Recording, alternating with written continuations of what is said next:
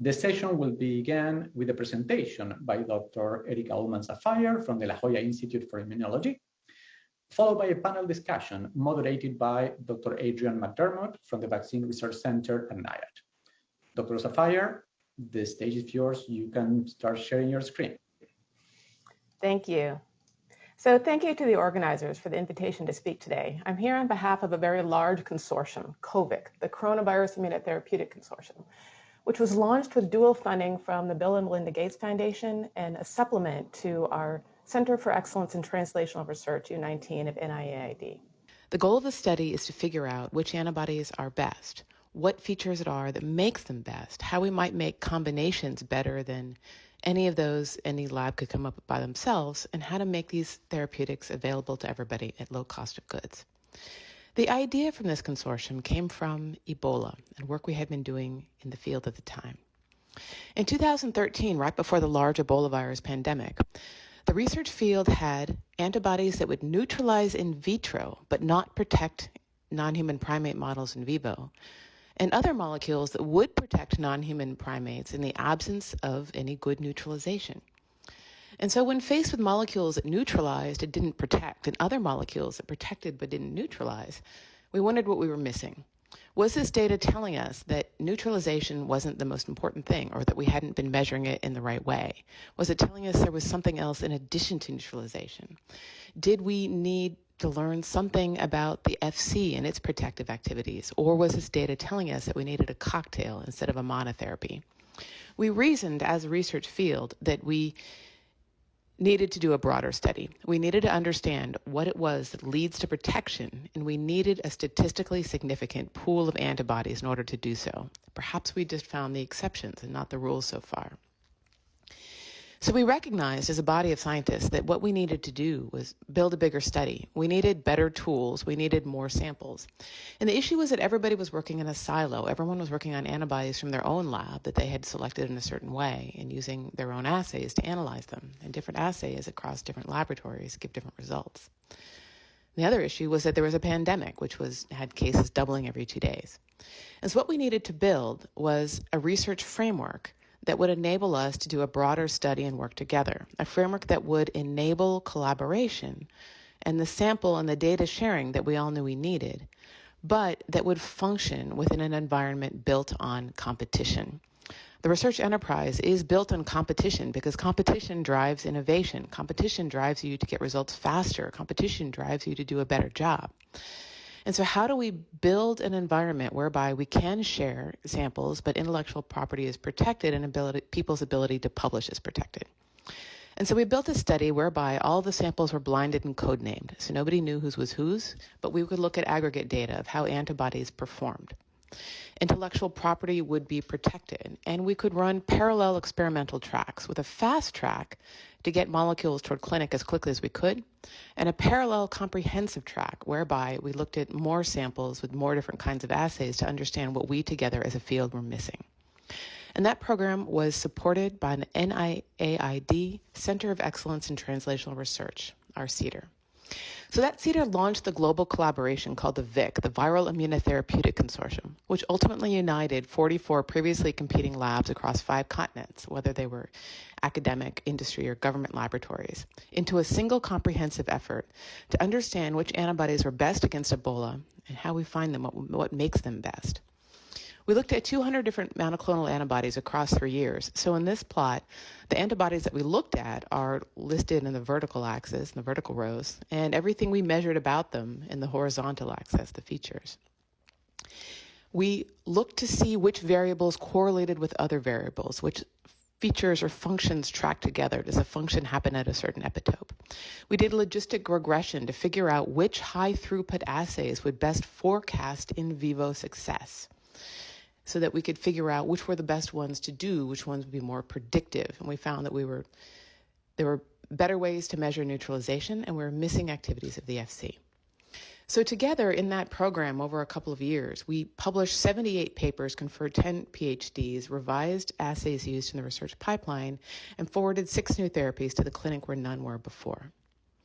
So it was that framework that we were asked to pivot to SARS-CoV-2 when the new epidemic emerged. And the funding for this program came from the Bill and Melinda Gates Foundation and a supplement to our CEDAR U19. And the goal of this program was to compare antibodies against SARS-CoV-2 side by side, figure out which features led to the most effective protection, and if we could make better, more potent, more protective cocktails from a global pool of samples than any one laboratory could alone. Now, there's something different about this pandemic as well. Before, for other emerging viruses, we would select things in vitro in plastic, then put them through rodent and then non-human primate models, and very few would head toward clinical use. In this epidemic, we have clinical studies ongoing while other things are being discovered and evaluated in vitro. And so we have an opportunity to use that clinical data to address and inform whether or not the in vitro assays and animal models we are using are predictive and what we can learn in all of these different studies. So we have an opportunity to get more complete information and human information at the same time. We wondered if companies advancing these products for therapeutic use would be willing to participate, and they did. We now have over 350 different monoclonal antibodies in this study, and they've all been discovered in different ways. Some were found in survivors of SARS-CoV-2. Some were re-engineered from the original SARS in 2003, survivors of that disease. Some were modeled or built in silico. Some came from immunized mice, maybe populated with human antibody genes. Some are multivalent constructions and some are nanobodies. And for each one of these antibodies, we are looking at its ability to bind to spike, different sequences and domains of spike, its competition with other antibodies, its ability to confer neutralization in 3 different assays, its ability to confer FC protection measured at a systems level and in cellular assays, its structure, its location and propensity of escape, its vivo protection, and more. For each one of these antibodies, we are looking at their ability to bind spikes domains, variants of spikes, their competition with each other, their ability to neutralize pseudovirus and live virus systems, their ability to bring about FC effector functions on the systems level in the cellular assays, their structures, their location and propensity of escape, and their ability to deliver in vivo protection, and more. The antibodies come from laboratories in 4 different continents, about 2/3 from industry, 1/4 from academia, 8% from government laboratories. And a lot of the molecules come from small startups that might not get attention on their molecule number way. About 8% come from the major multinational corporations, and we are also analyzing the therapeutics that are being considered by the active clinical trials to provide that independent analysis and standardized platforms. Now, the array of company sizes here probably reflects the array of companies in the United States and abroad, that there's a lot of small companies. But this is what it looks like from over here. Every antibody is codenamed, blinded, and they're all given the same fair shake. What happens when the antibodies come in is that they're given that code name. Now, the donor knows which antibody is theirs, and they get all of our data back, and they can use it for their IND filing. To me, the data are anonymized, and so I can look at the aggregated data of what do antibodies do and what do assays tell us. So we aliquot and distribute these antibodies, and we send them out to different experts in the field, each doing a different kind of assay to evaluate the function of the antibodies. The data is then aggregated into a database called COVIC-DB. There are a number of contributors and a number of people running the assays, and I'd very much like to thank these groups of people that are doing a lot of the heavy lifting to build this publicly available database. In that database, you can see data for your own antibody, and you can see the unblinded data for everybody else's. So if you go to our website, covic.lgi.org, and you click on the database, it looks something like this, where, for example, if you were interested in antibody number 2, COVIC-2, you could look and see where it ranks in neutralization in the whole pool, where it ranks in neutralization among others of its epitope group. So COVIC-2 is among the most potent in group 2. And can you look at its footprint by structural biology? If you're interested in antibody 96, you could find that kind of information here. Now, antibody 96 is kind of interesting.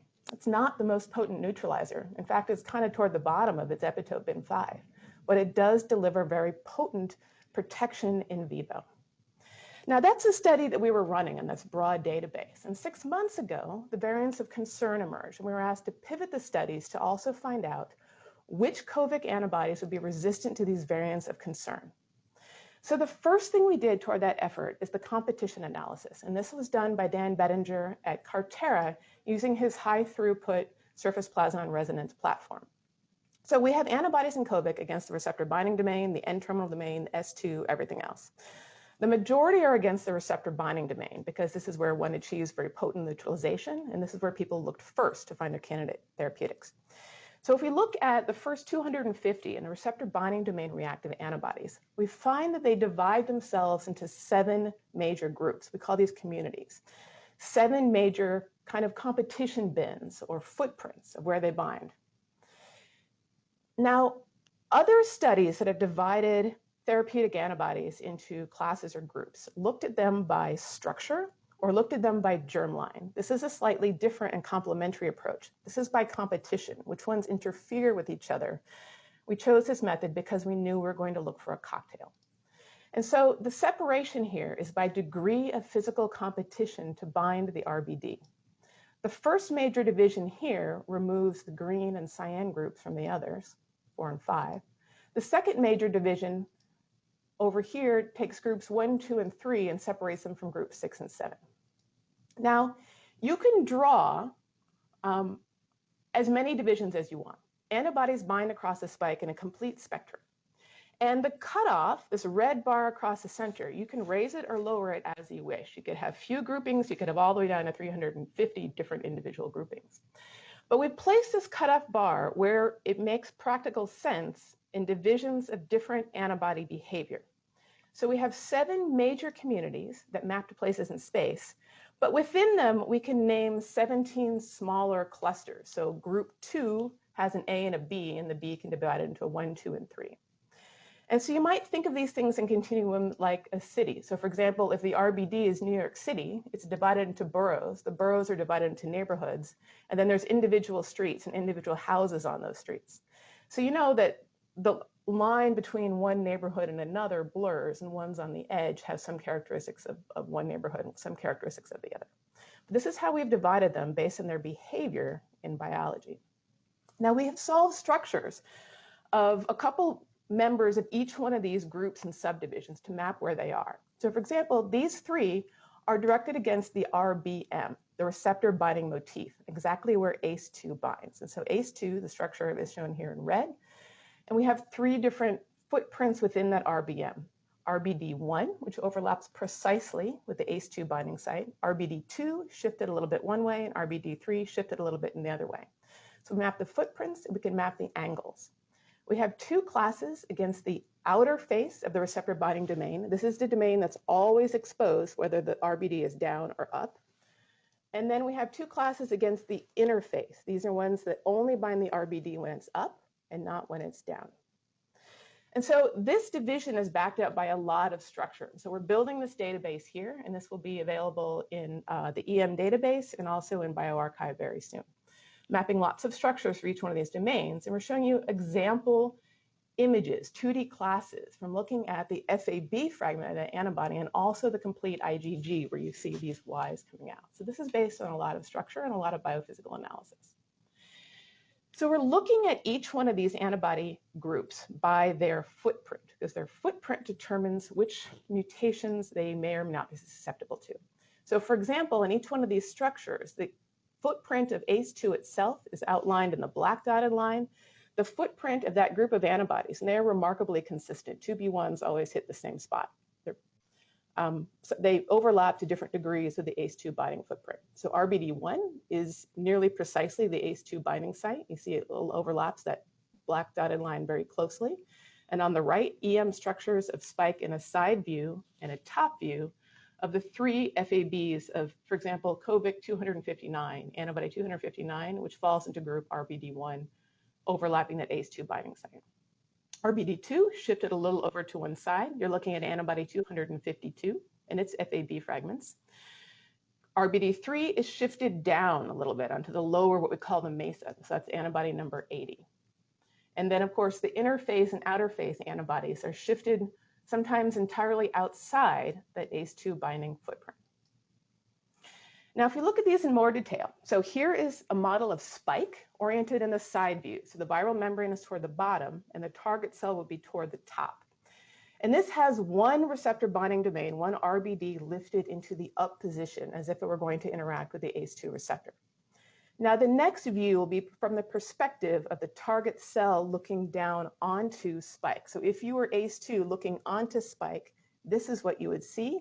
We'll zoom into that single receptor binding domain, and the residues I'm coloring are those of high frequency mutations that have emerged alone or in variants of concern, so we can map where they are. Now, the competition binning makes perfect sense with the structural biology.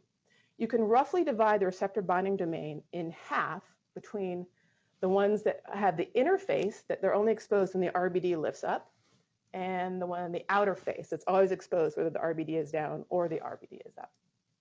Here's RBD1. This is also the ACE2 binding site. And there are molecules in COVIC which are ACE2 linked to an FC. RBD2 shifted a little bit more toward the interface. RBD3 shifted a little bit downward. RBD4 and 5 on the outer face shifted up and shifted down. RBD6 and 7 overlap but behave very differently on the interface. Now, how does this compare to what you have seen before? So Pamela Bjorkman's lab, Chris Barnes, originally defined 4 classes. Class 1, those against the receptor binding motif, are RBDs 1, 2, and 3. What we see about these antibodies in COVIC is that they nearly completely or completely block binding of ACE2. When we look at the IgG instead of the FAB, it binds with a 1-to-1 stoichiometry, 1 IgG to 1 trimeric spike. They frequently bind bivalently with both FABs parallel like goalposts and the FC sticking up from there. They require the RBD to be up in order to bind. And if you look at the structure of what an IgG looks like bound to that spike, you can see that goalpost thing here, where you see spike at the bottom, you see the 2 clear FABs with the little holes in the center and then a little blur at the top. The blur at the top is the flexible FC attached to those FABs. Ian Wilson's group recently published another definition of spike, receptor binding sites, and they divided these into RBS-AB and RBS-D. Pamela Bjorkman's group also defined a class 2. Now, this looks to us like RBD4. Ian Wilson has called it RBS-C. Most of the ones in this group of outer domain are ACE2 blocking, and they can bind spike whether the RBD is up or down. RBD5 forms class 3, also where S309 binds. These do not block ACE2. They can bind the RBD when it's up or down. And the interesting thing about these IgGs, I'll show you one later, they can cross-link different spikes together. So you can see that they can either, the IgGs in solution can either bind 2 spikes facing each other, and this wouldn't happen on the same virus, but I suppose 2 viruses could oppose each other. But what we can also see is that neighboring spikes within the range that is observed, 1 IgG can bridge these 2. RBDs 6 and 7 together form class 4, and they require 2 RBDs to be up. We've divided these because they have different behavior in biology. One blocks ACE2, one only sometimes does. So across the entire COVIC, we can create a competition grid of which antibodies compete with each other. So a dark blue are antibodies that compete, light blue are antibodies that don't compete. It's hard to get a sense across hundreds, and so let's zoom into 50 key examples. So I'm showing you here a competition grid of 50 example antibodies divided into their groups by rainbow coloring 1 to 7 across the RBD. We can see a couple of things. So for example, this is why we have divided this class into groups 6 and 7. 6 competes with the potent neutralizers of 2A, 7 do not. If we look at groups 4 and 5, they both bind the outer domain, but 4 competes entirely with 2B and 5 does not. So exhibits some different behavior. And so this grid gives us a way by which we would choose cocktails. So for example, if you wanted to take advantage of the very potent neutralization observed in 2A, and a lot of the clinical candidates come from this orange group too, you could pair it with one from groups 4 or 5 or 7. But 4 and 5 compete, so you'd have to pick one. So for example, a 2A, a 4, and a 7 would work. If you wanted to choose one of the therapeutic candidates in 2B, you could pair it with a group of 5 or 6 or 7. 2A can't pair with 6, only 2B. And so you might say something binds the receptor binding motif, but you need to know exactly where in order to choose what cocktail you would pair it with. 6 and 7 compete with each other. You can't choose both. You have to pick one. So for example, the 2B with a 5 and a 6. This competition matters because the different footprints typically have commonalities in which are and are not susceptible to different mutations in the variants of concern. So 2A, with a lot of therapeutic candidates, is quite sensitive to the K417 mutations. 2B is quite sensitive to EEK, E484K. On the far right, the cyan, blue, and purple, groups 5, 6, and 7, these are variant resistant. So these are ones that are very attractive for making durable cocktails moving forward. And so some pairings that you might consider with the larger pool that we have, and keep in mind that we have antibodies from 50 different groups raised in different ways and selected in different ways. These are combinations that you wouldn't have put together any other way. Let's say you wanted to focus on antibody 249 for its extremely potent neutralization, or COVIC-2 for its potent neutralization. You could pair them with these molecules, for example, and that would give you the advantage of the potent neutralization with some variant resistance. We've also looked at neutralization escape by each community, and I'll show you how we presented these results. So we've looked at mutations individually and as assembled variants, and there's some terminology here, 4 by M and 5 by M. Those are MINC mutations in a cluster of 5, and then -1 because there's a particular point mutation that is interesting and it enhances antibody neutralization. And we're looking at the fold change in pseudovirus neutralization for VSV, where those antibodies that are gray have no effect by this mutation. Those that are turquoise neutralize that mutant or that variant better than wild type. Those that are brown are knockouts. And so what you can see are, for example, this one here, COVIC-69, that's ACE2 linked to an FC. Its neutralization only gets better with those variants, as you might expect. Now, it's not incredibly potent, but it's an interesting proof of concept. Those in groups 2A and 2B, the receptor binding motif, now there are exceptions, but they are kind of universally knocked out by B1351 and P1. The same thing with RBS or group 4, but groups 5, 6, and 7 tend to be variant resistant. Now 4 and 5 both bind the outer face, but because they have a different footprint, they have a different susceptibility to emerging variants. And so some of interest that you might look at here, for example, COVIC-268 is mutation resistant. It might be more durable in time and give you an option for a therapy moving forward. Same thing in group RBD5. There are interesting molecules there that cross-link spike. Antibodies 251, 170, and 166 are also variant resistant. And with an RBD6, COVIC-250 is variant resistant. And we've done the structural biology 2 different ways. We've looked at it with an FAB to get resolution, and we've looked at it with an IgG to get relevance, because the thing that's actually being mobilized in vivo is an IgG. Now, we've all grown up looking at structures of FABs because this was the only way we could get high resolution. And when crystals were our only option, that was the only way you're going to build a crystal lattice. The flexibility of the FC or the cross-linking of the IgG would have prevented structure determination by that way. Now that we have tools of cryo-EM, we can do both. And we can think about what happens when the IgG binds, and we can learn a lot that way. So the first thing to understand is that spike on the surface of the virus is not rigidly upright. And so, for example, this work here, this beautiful tomography shows that spike more often leans one way or another, maybe 40 degrees this way or 40 degrees that way. So they tilt on the surface of the virus. And the behavior of how the IgG interacts with spike has to do with its footprint on spike, its community. So for example, RBD1, and this is a human antibody that winds up overlapping nearly precisely with the ACE2 binding site, frequently binds 3 separate FABs onto the trimer, and they're angled outwards such that it's probably 3 different IgGs. And if you look at the 2D class from the microscope, you can see that blurry halo across the top. That's the rest of the IgG in space moving around. And you can see the FABs in red down here. That group gives direct ACE2 competition. Now group RBD2, and these are a lot of therapeutic candidates for their potency of neutralization, these tend to bind 1 IgG for spike, upright like goalposts. You can see the 2 FABs very clearly and rigidly, and 1 single small blur above, that's the FC. So they bind onto 2 RBDs. They leave the third one unoccupied, but they might sterically block access of ACE2 with that bulk of the IgG. So these bind bivalently intra-spike, 1 IgG to 1 spike. Group 5 is interesting. Group 5 always links spikes together. We rarely, never see a single IgG bound to a single spike. So what you're showing, let me show you the structure models on the right first. You're looking at 2 spikes facing each other. This won't happen on a single virus. It happens when the spikes are soluble ectodomains and can tumble around in any degree in solution, or maybe 2 viruses come together.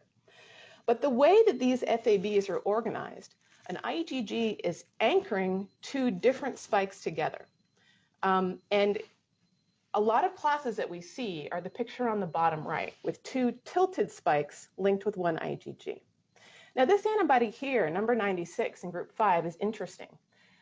You would never have chosen it by its neutralization alone, but its protection is among the best. So it's punching above its weight through some mechanism. It's possible that what it is doing is achieving linkage of spikes, maybe greater ACE2 steric hindrance by cross-linking on the variant surface. We don't know yet, but it's intriguing. And we should think about how the different types of antibodies behave as IgGs. So those against RBD1 tend to bind 3 per spike. Sometimes they cross-link. RBD2, bivalently on 1, and every behavior around the circle for the different categories. We also have antibodies against the NTD. And NTDs bind in every orientation around the clock face. I'm showing you 3 extremities here. And unfortunately, those antibodies against the NTD are very easily escaped by all the deletions that emerge in the variants. So that is what we have done in our first year of running, to build this consortium, contract all the molecules, organize ourselves with the contributors and the people standing up the assays, and develop this database, body and pivot to looking at the variants of concern. What you can expect from this consortium in the next year is to complete the variant analysis on the entire COVIC panel. So we've done an in-depth analysis of about 50. We're going to go through all of them now. We're going to expand to more S2 reactive and additional variant-resistant candidates as people discover these out in the community. We'll complete our in vivo studies, and then using that data and the ones in the study for which there's human clinical data available, use that body of data to understand the capacity of our different in vitro assays to forecast protection. Often for emerging viruses, we have to evaluate things in plastic, then in rodents, then in primates, and very few ever see clinical utility. In this effort, we have the opportunity for the first clinical data to actually reinform the next generations of therapies. What we'll also be doing is using this very broad array of antibodies, 350 that come from 4 different continents, to make more variant-resistant, potent cocktails that would not have come together any other way. Also, what we are building is a database, a very broad and deep analysis of therapeutic candidates across the landscape of spike, chosen in different ways, selected in different ways. And this database is being built with fair ideology so that the data in there is findable, accessible, interoperable, and reusable. You can go in there, and because it's all anonymized, you can download yourself an Excel spreadsheet of what you want to learn about antibodies in general. You can, if you have an antibody in COVIC, you can see how it's faring. In this database, we will list residues that comprise each of these footprints and links to the EM structures and how-tos and how to make this broadly applicable for the antibodies that you are discovering now and other ones to come. And we'll be using the information from this database to advance variant-resistant cocktails and to come up with the information that will inform the next generation of vaccines. Because looking at the monoclonals not only gives us that therapeutic or prophylactic option, it also tells us what kinds of antibodies we would really like a vaccine to elicit. And so by studying where these bind and what sort of processes give rise to them, we can make next generation vaccines. So this is a very large consortium. I'd like to thank the Gates Foundation, NIH, for the funding that launched it, GHR and the Overton family for emergency support when we needed it to continue the variant analysis. I'd like to thank our program officers for shepherding the program along, and all of the contributors of samples and contributors of data. The data that I've shown you today was led by the efforts of our program manager, Dr. Sharon Schindel, and scientists Dr. Catherine Hasty, Hao-Liang Li, Dan Bettinger, Tim German, Georgia Tomaris, Bjorn Peters, and our database manager, Brendan Ha and Maria Kojina. And I'd like to thank you for your attention. Thank you so much, Dr. Saphire. And we are going to continue with the panel. So, Dr. McDermott, are you ready? Yes. Now, can the panel light their cameras up so we can start our conversation? Obviously, Chris is going to get the first questions because Erica pointed out all of his brilliant work that he's been doing. But as I said in our pre-meeting, I come to this very much as an acolyte and not a guru. So willing to learn in the next 20 minutes or so. The assembled expertise here is really quite impressive. So I'm going to go and ask Chris just to introduce himself briefly. Chris Barnes. Yes, thank you. I'm Christopher Barnes, currently a postdoc in Pamela Bjorkman's lab here at Caltech, soon to be assistant professor of biology at Stanford. Congratulations on that. Mike Diamond, you want to introduce yourself briefly? Yeah, I cannot access the video. It's still locked out for me, but hopefully they'll be able to correct it. I'm Mike Diamond. I'm a professor at Washington University School of Medicine. David Montefiore. Yeah, David Montefiore. I'm a professor in the Department of Surgery at Duke University. Penny. Hi, everyone. Penny Moore from the National Institute for Communicable Diseases and University of the Witwatersrand in South Africa.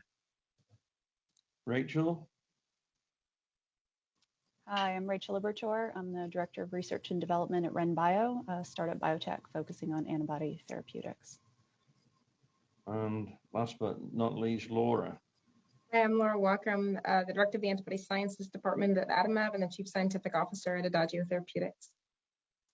Fantastic. So clearly, Erica gave such a fantastic talk that she's raised a lot of questions off the bat. So initially, I think we should talk about what is the prospect for combination therapy, and in the different sites that Chris identified, maybe he can expand a little bit on what his predictions or insight would be moving forward into which kind of antibodies we would need.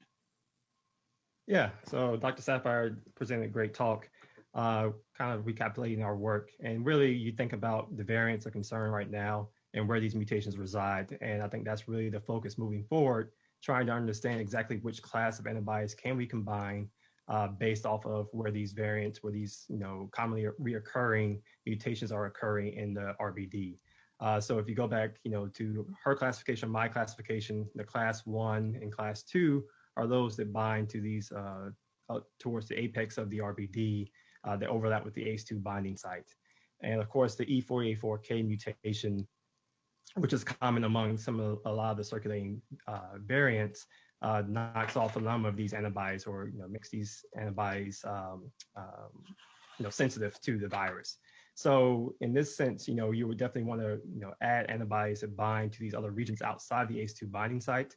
And so this is typically the class 3 or class 4. In my definition, I think in Erica's definition, it was class 5 or group 5, 6, and 7.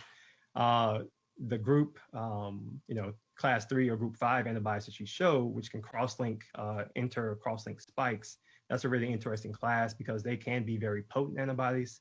And so when you think about combining those types of antibodies with those from other classes that don't overlap, you can definitely do that based off of what we understand structurally from these antibodies. So I don't know if anybody else got any questions for Chris, but Chris, would you combine, what about antibodies that are outside the RBD? Would you combine those as well? So for example, like the NTD? Yeah, no, definitely you could look at combining NTD antibodies, S2 antibodies with those that bind into the RBD. Obviously David Wiesler has done a lot of work as well as group at VRC on defining the neutralizing antibodies within the N-terminal domain. And there seems to be one super site, which people have pointed out, are easily escaped by a lot of the variants through either indels or mutations in this one epitope. But yeah, definitely the NTD provides additional region in which you can bind, maybe 2 or 3 antibodies. So maybe 2 RBD binders plus an NTD binder And that would definitely give you a lot more coverage of the spike and allow for better potent therapeutic cocktails. I think one thing you have to be careful with NTD antibodies is, can you combine them with some of these RBD antibodies that bind, in with different orientations that may now conflict or sterically be hindered by NTD binders. So, teasing out exactly how the NTD antibodies target and orient on the NTD is really important if you think about combining them, in that the super site are those that could potentially conflict with the RBD. Right. So from a antibody development, more industrial point of view, I'll pose a question to Rachel and Laura and say, does kind of the group 5 like antibodies, do they represent a very good target for, say, bispecific antibodies or trispecific antibodies? And are you working on any of those, if you can tell us? Sure. So I guess I'll start. So I think the short answer is yes, that they represent very interesting targets. And I think that's really, a key point of a lot of what's been discussed already today, that a real focus on trying to think about conserved epitopes and therapeutics that can get at those epitopes is quite important with the concerns of variants. And to get at one of the points that Chris was making with respect to bispecifics, just the same sort of principles apply when thinking about pairing the different arms, right? So in a bispecific, each arm is binding a distinct epitope on the SARS-CoV-2 spike, in the same way that a cocktail would have 2 antibodies binding different sites. And so not all of them work together. And with a bispecific, there are perhaps even more structural constraints, because now these 2 different binding sites are physically linked. And so there are pros to that, but there are also cons to that. And so when designing bispecifics, it's very much not the case that you just are thinking about that 2 sites are compatible in terms of these sort of binding classes, but they also have to work at some level when they're physically linked together. So there are some additional concerns there.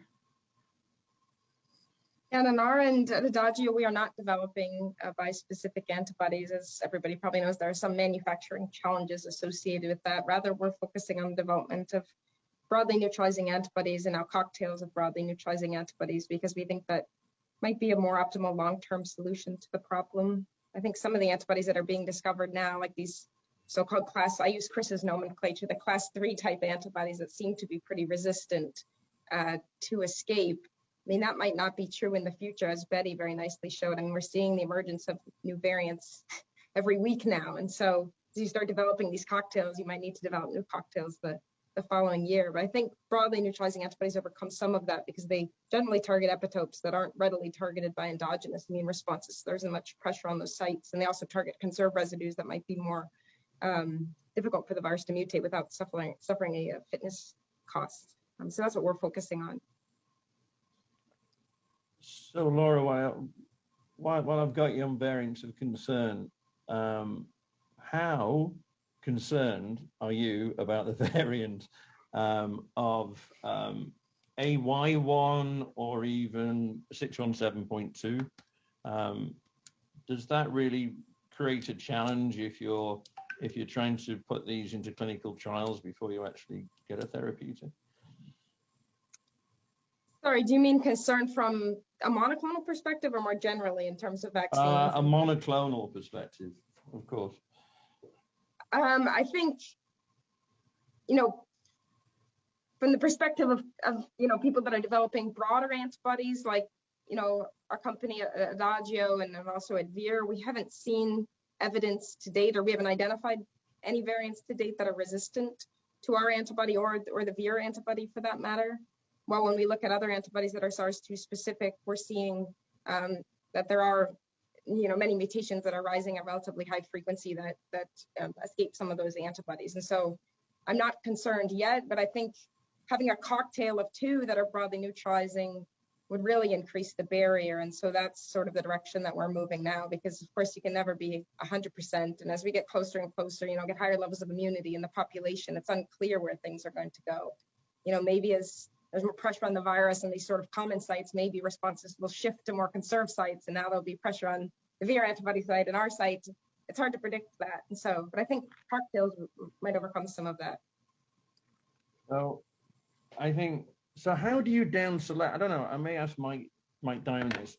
In the down selection of some of these monoclonals, what kind of, I mean, I know that we've got hamsters and we've got mice and we've got non-human primates. Where do you start with this, Mike?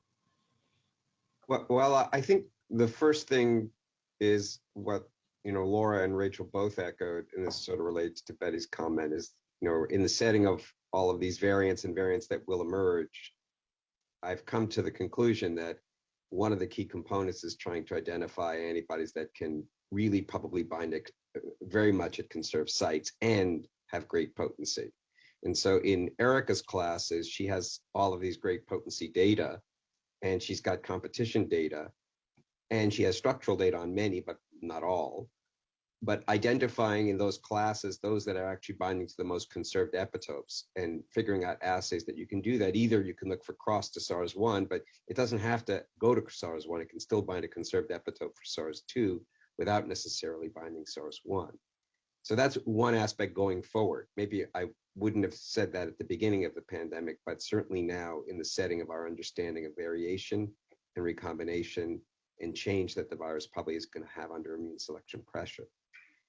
The second issue for me, what we have learned, I think, over time is that even though monoclonal antibodies don't appear to generate escape easily, I have a feeling, and that in the same way that was echoed, is that we are going to be more comfortable with having, even with a very broadly neutralizing antibody, a second antibody to potentially control resistance. And we've seen in vivo that resistance doesn't happen as Regeneron did early on against variants or against historical strains, as long as they have activity in a combination. Whereas you do get resistance in ways that are unpredictable as monotherapy. For example, you will get resistance, even though they may not be resistant to a given variant at time A, you may see resistance to that variant, but not to another variant, even though there's the same selection pressure. In other words, the sequences and how you get there may actually, change the way the mutations occur. In other words, how many nucleotides or which amino acids have to change to become resistant in that particular variant. So I do think that being cognizant of the evolution of the virus in different backgrounds is important. And then your other question relates to in vivo assays. Which in vivo assay is most predictive? Well, I think the smaller animal models are models, and we use them all the time, and they need to be corroborated as you go up. But I do think there's utility in the hamster model. It seems to have some predictive ability, and certainly some of the mouse models are very stringent, especially the therapeutic models. And my feeling is if you can show efficacy in those models, that may be one way to move up to the next model and to down select. So I think there's utility in it, but it needs to be corroborated going up. And part of the problem is that what we are learning is that, at least in the animal models, effector function matters in the context of therapeutic activity. I think Erica alluded to the studies that are being done through the consortium in terms of understanding this. GLEAD alters part of it. There's in vivo data. How does it correlate with your nude activity? And that's not always predictable from animal to animal because of the differences in isotype, because of the differences in FC receptors. And so we're still learning how to make those predictions based on activity. So I think the long and short is highly conserved, multiple antibodies, probably multiple models, and doing them in combinations that are rationally designed, as Erica said. I can't hear you. You're muted, Adrian. Yeah.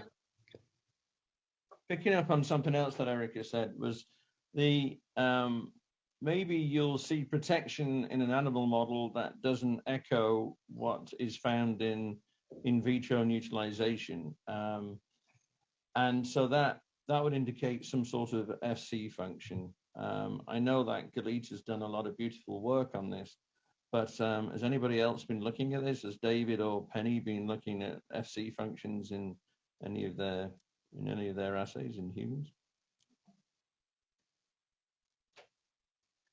You're asking me the question? Well, I'm asking, really, I want Penny and David to lead off on that, and then Mike, I'm sure you've actually got data on it, so.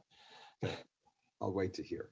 So Adrian, I'll start out. My lab in particular is not looking at FC effector functions, but other labs are, and I think that they're very important. And you know, I'm really glad to hear that they're part of the program that Erica put together. Yeah, we are looking at FC effector function, though mostly in the context of infection rather than monoclonal antibodies. But I think it might be interesting. I mean, I think one of the things that we don't really understand is what the targets of the most potent FC effector function antibodies might be, and they may not necessarily overlap with the antibodies that we focus on isolating, which are more those with neutralizing activity.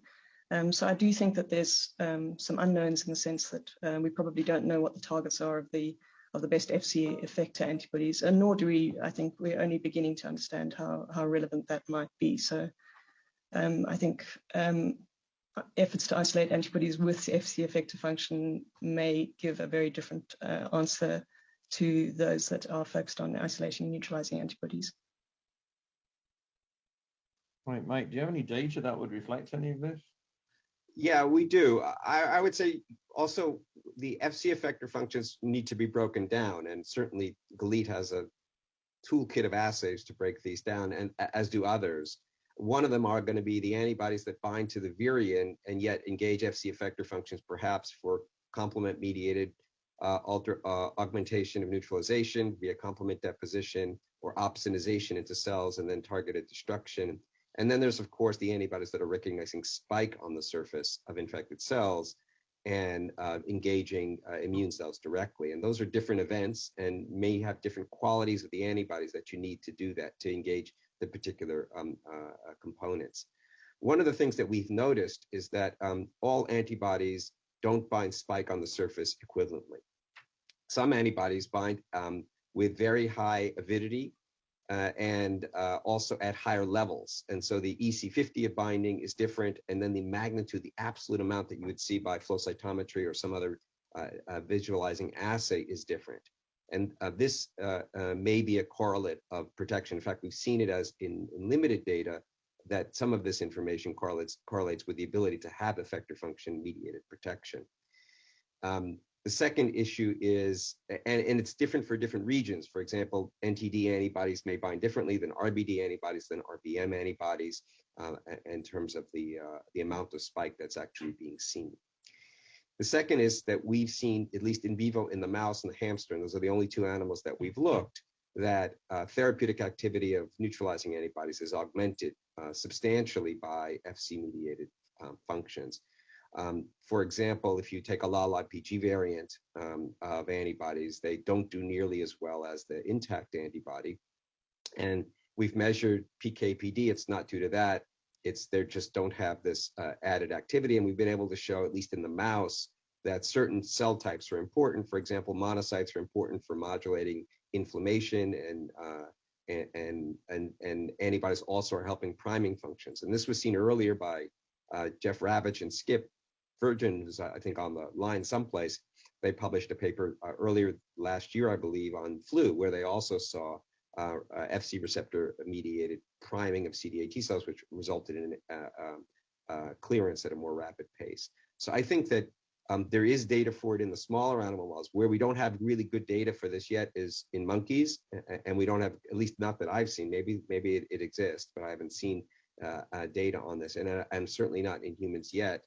Because we haven't done paired analysis of, let's say, ones that are modulated. But I do think there's an opportunity, one, to learn a lot about the biology, a lot about how antibodies engage, different antibodies engage spike, whether on the virion or on the surface, and then potentially optimizing those functions in a way where you could actually get enhanced activity over time. So I think there's still a lot to learn.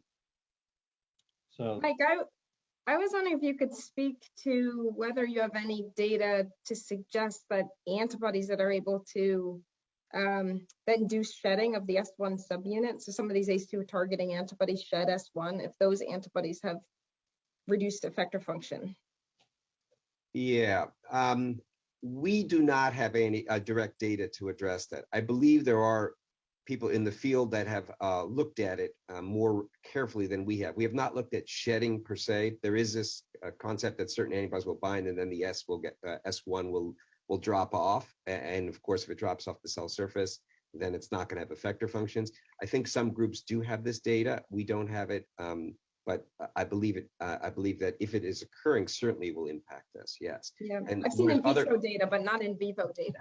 Correct. You might imagine there's a lot of uncleaved S on the surface of infected cells, for example. So right. I think a lot of these in vitro assays are performed with stabilized S, and so they might be missing some of this as well. Correct. Yeah, and it is different also if you transduce S on the surface as opposed to if you have a viral infection with S. I don't think they, we have data to suggest that the S's are not displayed exactly the same way in terms of the level of antibody that might bind for a given one. So there's certainly, there's utility, but there's gonna have to be more validation comparing to, let's just say, spike that's transduced versus actual spike that's coming from an infected cell. So we've got 5 minutes left, I'm told. So I would also like to know is anybody has taken antibody and trying to improve it either for FC function or trying to improve it by modification of the CDRH3? Chris, have you tried to do that yet, or Laura, Rachel, anybody else? Our antibody is, so I should have mentioned this earlier, that one of the problems with broadly neutralizing antibodies that come straight out of humans, at least the ones that we've identified, and we've looked very hard for these, is that there does seem to be a trade-off between breadth and potency. Some of these antibodies, these so-called class 4 antibodies that are very broad across the whole sarbecovirus subgenus, they're definitely not as potent. And so we've overcome that by engineering our antibodies so that they have that breadth combined with the potency seen with other clinical antibodies. But I'm not sure if those antibodies actually arise naturally, or at least we haven't been able to find any. So yeah, we've overcome it with engineering. We have not engineered the FC region beyond a half-life extension mutation, though.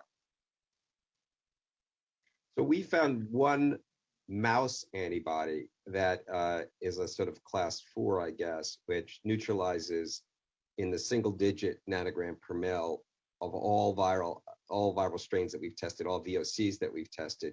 And it engages with its light chain, not its heavy chain, as the dominant mode of engagement structurally.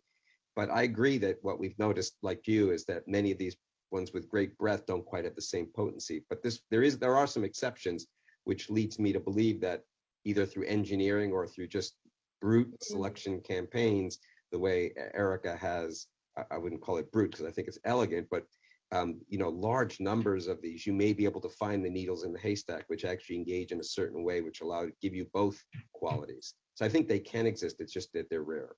Well, and you might be identifying antibodies in mice that wouldn't arise in humans due to the different germline repertoire. It totally possible. Yes. So we've not been engineering in a sequence-based way, but through the engineering of the bispecific.